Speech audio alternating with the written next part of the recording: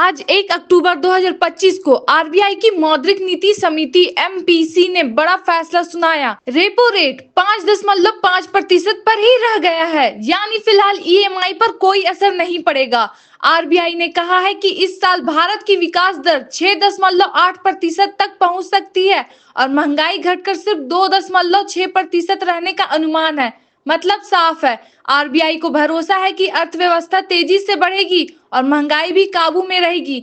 आम लोगों के लिए इसका मतलब कि जहां लोन की ईएमआई अभी राहत नहीं मिली, वहीं महंगाई कम होने से जेब पर बोझ हल्का हो सकता है। After a detailed assessment of the evolving macroeconomic conditions and the outlook, the MPC voted unanimously to keep the policy repo rate unchanged at 5.5%.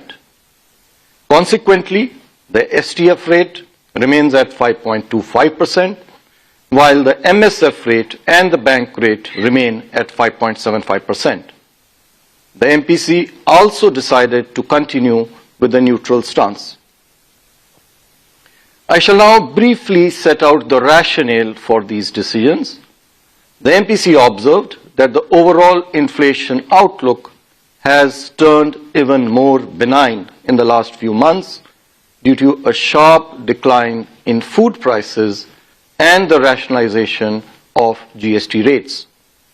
The average headline inflation for this year has been consequently revised lower from 3.7%, which was projected in June, 3.1% in August, to now 2.6%.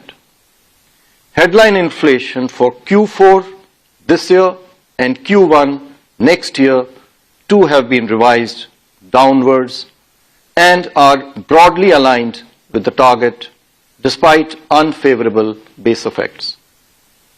Core inflation for the year and Q1 next year is also expected to remain contained.